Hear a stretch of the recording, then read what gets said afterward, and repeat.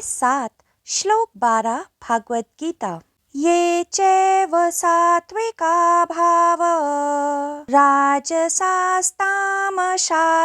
ये मत्त एवेति तान् विद्धि आत्वहं तेषु ते मयि। अनुवाद: जो भी सत्व गुण से उत्पन्न होने वाले भाव हैं तथा जो रजोगुण और तमोगुण से होने वाले भाव हैं, उन सबको तू मेरे से ही प्रकट होता जान, परंतु वास्तव में उनमें मैं और वे मेरे में नहीं हैं। व्याख्या: योगेश्वर श्री कृष्ण अर्जुन से कह रहे थे कि सत्व, रज तथा तम तीनों गुणों से बनी जो प्रकृति है वह मुझ में है, किंतु मैं प्रकृति में नहीं हूँ।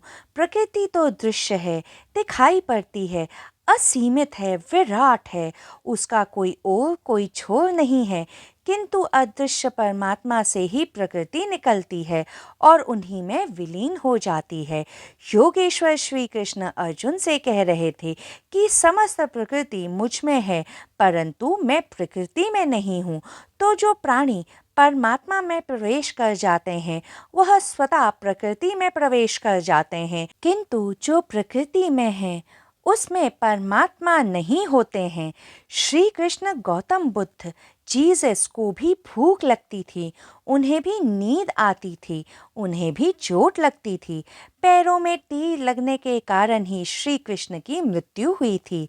जहरीला खाना खाने से ही गौतम बुद्ध की मृत्यु हुई थी तथा सूली पर लटक जाने के कारण ही जीसस क्राइस्ट की भी मृत्यु हुई थी। तो इन सब पर भी प्रकृति ने अपना कार्य किया, ये सब भी मृत्यु को प्राप्त हुए। परंतु जब साधारण मनुष्य मरता है तो वह बहुत पीड़ित तथा परेशान होता है, क्योंकि उससे प्रकृति छूट रही है और परमात्मा का उसे कोई बोध है ही नहीं। मनुष्य ने अपने संपूर्ण जीवन काल में केवल प्रकृति को जाना और अब मृत्यु के कारण वह भी उससे छूट रही है। परंतु जब श्री कृष्ण महात्मा बुद्ध जीसस क्राइस्ट मरे तो उन्होंने परमात्मा में प्रवेश किया, इसलिए वे आनंदित थे। प्रकृति में उलझा हुआ मनुष्य कभी भी परमात्मा की ओर नहीं देख पाता है। इसीलिए श्री कृष्ण अर्जुन से कह रहे थे कि तू प्रकृति में कितना ही खोज ले मुझे पा नहीं पाएगा, किंतु यदि तू मुझे पा ले तो प्रकृति को स्वतः ही प्राप्त कर लेगा। इसी कारण श्री कृष्ण कह रहे थे कि सत्व, रज तथा तम ये सब मुझ में हैं, पर मैं इनमें नहीं हूँ। आश्चर्य की बात है कि यदि कोई मनुष्य परमात्मा में बिना प्रवेश किए परम सत्य को जाए, आश्चर्य की बात तो यह है कि यदि कोई मनुष्य परमात्मा में बिना प्रवेश किए परम सात्विक हो जाए, तब भी उसमें पवित्र अहंकार के सिवा और कुछ भी निर्मित नहीं होता है। ऐसा मनुष्य धार्मिक नहीं हो सकता है।